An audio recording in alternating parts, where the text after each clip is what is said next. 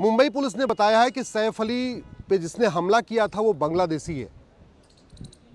और ये मैं कई बार कह चुका हूं कि भारत में बहुत तेजी के साथ जो अपराध बढ़ रहा है, इसमें बांग्लादेशी और रोहिंग्याओं का बहुत बड़ा हाथ है। 2017 में मैंने PIL फाइल किया था, उस समय कहा था कि 5 करोड़ बांग्लादेशी और रोहिंग्या भारत में आ चुके हैं। जो 5 करोड़ आए थे वो तो गए नहीं और आना बंद नहीं हुआ है। आज भी बांग्लादेशी भी आ रहे हैं, रोहिंग्या भी आ रहे हैं। चोरी, लूट, झपटमारी तो कर ही रहे थे, मोबाइल छीन रहे थे, बाकी अपराध कर रहे थे, अवैध हथियारों का कारोबार कर रहे थे, ड्रग स्मगलिंग का काम कर रहे थे, प्रोस्टिट्यूशन का काम कर रहे थे और अब तो हीरो हीरोइनों पे हमला भी करना शुरू कर दिया। इसका मूल कारण है 1946 का जो फॉरेनर एक्ट है, वो महा घटिया है, महा सड़ा हुआ है। 5 करोड़ से ज़्यादा बांग्लादेशी 2017 में आ गए थे, अब इनकी संख्या तो 6 करोड़ से ज़्यादा हो चुकी है। लेकिन किसी भी बांग्लादेशी घुसपैठिए जो उनकी जो मदद करते हैं, किसी भी मददगार को आज तक सज़ा नहीं हुई। जो लोग बांग्लादेशी रोहिंग्याओं का आधार बनवाते हैं, राशन कार्ड बनवाते हैं, ड्राइविंग लाइसेंस बनवाते हैं, बर्थ सर्टिफिकेट बनवाते हैं, वोटर ID बनवाते हैं, उन पे आज तक कार्रवाई हुई नहीं। कार्रवाई हुई नहीं तो इसलिए जो घुसपैठिए आ रहे हैं आराम से यहाँ बसते चले जा रहे हैं। डॉक्यूमेंट बनवा लेते हैं, बैंक में खाता खुलवा ले रहे हैं, जनधन खाता भी खुलवा ले रहे हैं, वोटर ID में नाम जुड़ जाता है, फिर वोटिंग का राइट मिल जाता है। फ्री का मकान ले रहे हैं, मुफ्त में राशन ले रहे हैं, मुफ्त में लोन भी ले रहे हैं, मुफ्त में वजीफा भी ले रहे हैं और अपराध बढ़ा रहे हैं वो तो ऊपर से। दिल्ली की डेमोग्राफी बदल चुकी है, आपके मुंबई की डेमोग्राफी बदल चुकी है। भारत के जितने प्रमुख शहर हैं वहाँ बांग्लादेशी और रोहिंग्या घुसपैठियों के कारण पूरी डेमोग्राफी बदल चुकी है। भारत की राष्ट्रीय सुरक्षा को बहुत बड़ा खतरा पैदा हो गया है। रोहिंग्या बांग्लादेशी, भारत की एकता अखंडता को बहुत बड़ा खतरा पैदा हो चुका है। संविधान कहता है देश की एकता अखंडता मजबूत करो। संविधान में जो बातें लिखी हैं उसको लागू करने की जिम्मेदारी सांसद, विधायक, मंत्री और जजों की है, लेकिन उनको भी बांग्लादेशी रोहिंग्याओं के मानवाधिकार की चिंता है और इसलिए उनके ऊपर कोई कार्रवाई नहीं हो रही। घुसपैठ हमारी राष्ट्र की सुरक्षा के लिए खतरा है। जो राष्ट्र की सुरक्षा के लिए खतरा होता है उससे निपटने के लिए हमारे पास एक कानून है, NSA, नेशनल सिक्योरिटी एक्ट। लेकिन किसी भी घुसपैठी और उसके मददगार के खिलाफ NSA नहीं लगाया जा रहा है। घुसपैठ हमारी एकता अखंडता के लिए खतरा है और जो देश की एकता अखंडता के लिए खतरा हो उससे निपटने के लिए कानून है UAPA। 6 करोड़ से ज़्यादा घुसपैठिए भारत में रह रहे हैं, लेकिन किसी भी घुसपैठिए और उसके मददगार के खिलाफ आज तक UAPA नहीं लगाया गया। घुसपैठ की जा रही है भारत की डेमोग्राफी बदलने के लिए, घुसपैठ की जा रही है भारत में अराजकता फैलाने के लिए, घुसपैठ बड़े प्लान में भी की जा रही है। अपने आप में इनडायरेक्ट वॉर चल रहा है भारत में।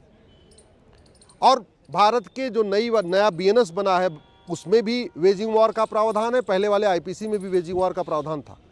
वेजिंग वॉर की धारा जिसके ऊपर लगती है उसको आजीवन कारावास और फांसी तक की सजा होती है। लेकिन वेजिंग वॉर की धारा न घुसपैठियों पे लगाई जा रही है, न उनके मददगारों पे लगाई जा रही है। घुसपैठ से बड़ा कोई देशद्रोह नहीं है, घुसपैठियों की मदद करने से बड़ा तो कोई देशद्रोह है ही नहीं है। लेकिन न तो घुसपैठियों पे देशद्रोह की धारा लग रही है, न उनके मददगारों पे धारा लग रही है, देशद्रोह की धारा लग रही है। घुसपैठ अपने आप में एक ऑर्गेनाइज क्राइम है। वहाँ बॉर्डर पे 2000 रुपये दे घुसपैठी आते हैं, अंदर आते हैं, फिर एक दलाल उनका कॉमन सर्विस सेंटर पे आधार बनवाता है, दूसरा दलाल उनका नगर निगम से बर्थ सर्टिफिकेट बनवाता है, तीसरा दलाल उनका तहसील जाके राशन कार्ड बनवाता है, चौथा दलाल उनका RTO ऑफिस जाके उनका ड्राइविंग लाइसेंस बनवाता है, पांचवा दलाल फिर वोटर ID में नाम जुड़वाता है। अपने आप में एक बड़ा ऑर्गेनाइज क्राइम है। कोई एक और दलाल आएगा उनकी झुग्गियाँ बनवाएगा, कोई और दलाल आएगा उनको नेताओं से मिलवाएगा। सब कुछ बड़े ऑर्गेनाइज तरीके से हो रहा है। इसके बावजूद घुसपैठियों और उनके मददगारों के खिलाफ ऑर्गेनाइज क्राइम की धारा नहीं लग रही है। महाराष्ट्र में मकोका है, लेकिन किसी भी घुसपैठी और उसके मददगार खिलाफ मकोका नहीं लगा। गुजरात के पास गुजकोका कानून है, लेकिन गुजरात में भी किसी भी घुसपैठी और उसके मददगार के खिलाफ आज तक गुजकोका नहीं लगा। बाकी राज्यों के पास, किसी के पास गुंडा एक्ट है, किसी के पास गैंगस्टर एक्ट है। ऑर्गेनाइज क्राइम से निपटने के लिए सभी राज्यों के पास अपना अपना कानून है, लेकिन कोई भी राज्य सरकार घुसपैठियों और उनके मददगारों के खिलाफ गैंगस्टर एक्ट लगा नहीं रही। आज तक किसी भी सरकार ने घुसपैठियों और उनके मददगारों की 100% प्रॉपर्टी जब्त करने के लिए कोई प्रयास नहीं किया। आज तक किसी भी सरकार ने घुसपैठियों और उनके मददगारों की सिटीजनशिप खत्म करने का कोई प्रयास नहीं किया। आज तक घुसपैठियों और उनके मददगारों को किसी को आजीवन कारावास आज तक हुआ ही नहीं, आज तक हुआ नहीं है, इसलिए कानून का खौफ नहीं है। और घुसपैठी आते जा रहे हैं, आते जा रहे हैं, आते जा रहे हैं। असम के बॉर्डर पे से भारत में आते हैं, बंगाल के बॉर्डर से भारत में आते हैं और पहुंच जाते हैं द्वारका जी, पहुंच जाते हैं जामनगर, पहुंच जाते हैं भावनगर, पहुंच जाते हैं महाराष्ट्र, गुजरात, बंगाल, अपना हरियाणा पहुंच जा रहे हैं। भारत के 800 जिले में से ऐसा एक भी जिला नहीं है जहां घुसपैठिए नहीं पहुंच चुके हैं। भारत में जितने भी आर्मी के कैंट हैं, उन आर्मी के कैंट के पास घुसपैठियों ने झुग्गी बना लिया है। जितने एयरफोर्स के बड़े हमारे एयरफोर्स के स्टेशन है, वहाँ आसपास घुसपैठियों की झुग्गियाँ बन चुकी है। जितने बड़े एयरपोर्ट है, वहाँ घुसपैठियों ने अपनी झुग्गियाँ बसा लिया है। जितने वीवीआईपीज एरिया हैं, जहाँ जजेस रहते हैं, सांसद रहते हैं, विधायक रहते हैं, बड़े बड़े बंगले बने हुए, वहाँ देखिए घुसपैठियों ने झुग्गी बसा लिया है। आप मुंबई में देख लीजिए, चाहे वो जुहू हो, चाहे वो नरीमन पॉइंट का एरिया हो, चाहे वर्सोवा का एरिया है, चाहे वर्ली का एरिया है, चाहे मालाबार हिल्स है, घुसपैठियों ने अपनी झुग्गियाँ बना लिया है। तो वो बड़े प्लान्ड वे में अलग अलग स्थानों पे इनकी झुग्गियाँ बनती जा रही हैं। उसका मूल कारण ये है, अवैध निर्माण करना गंभीर अपराध नहीं है। झुग्गी बनाना, सार्वजनिक स्थान पे झुग्गी बनाना कोई गंभीर अपराध नहीं है। घुसपैठियों का डॉक्यूमेंट बनवाना कोई गंभीर अपराध नहीं है।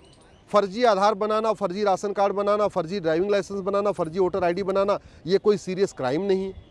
घुसपैठ का मूल कारण घूसखोरी है और घूसखोरी कोई गंभीर अपराध नहीं है। कुछ लोग घूसखोरी की बात, घुसपैठ की बात करते हैं, घुसपैठियों को भगाओ, घुसपैठियों को भगाओ, घुसपैठियों को भगाओ, ऐसी बात भी करते हैं, लेकिन कभी नहीं कहते कि घुसपैठियों और उनके मददगारों के खिलाफ एनएसए लगाइए, यूएपीए लगाइए, वेजिंग वॉर लगाइए, देशद्रोह लगाइए, गैंगस्टर लगाइए। कुछ लोग कई बार कहते हैं एनआरसी लागू करो, एनआरसी लागू करो, लेकिन कभी कानून बदलने की बात नहीं करते कि जो 1946 का फॉरेनर एक्ट है, ये घटिया है, सड़ा हुआ है, इसीलिए घुसपैठिए भारत में आ रहे हैं, इस कानून को बदलो। आखिर दुबई में कोई घुसपैठिया क्यों नहीं जाता? आखिर ये कुवैत में, बहरीन में ये बांग्लादेशी रोहिंग्या क्यों नहीं जाते?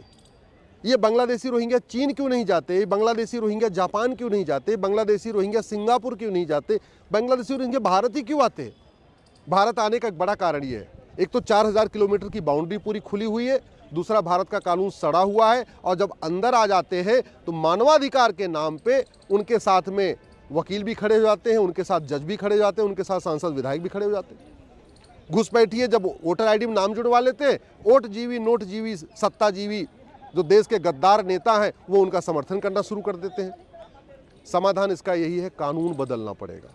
समाधान ये है कि बॉर्डर पे आपको ऊंची दीवार बनवाना पड़ेगा। मैं सरकार से आग्रह करता हूँ, 1 साल के लिए सारे प्रोजेक्ट रोक दीजिए।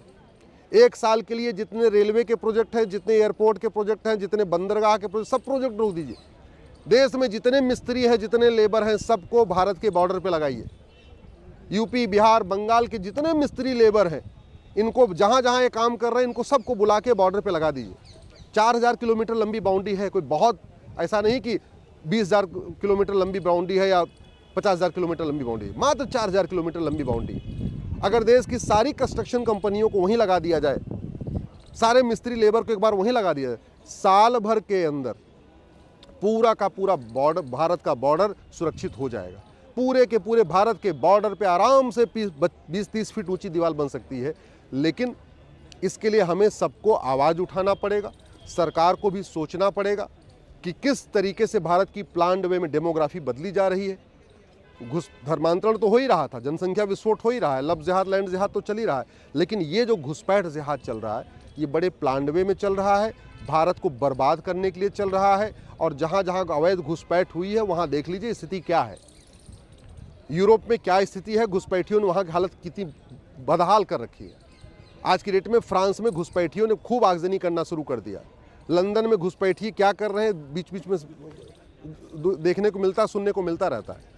भारत को बचाना है, भारत को सुरक्षित बनाना है, हमें आने वाली पीढ़ियों को बचाना है, तो कम से कम भारत के बॉर्डर पे 20-30 फीट ऊंची दीवार बनाइए। सारा काम छोड़ दीजिए, सारे विकास के काम छोड़ दीजिए।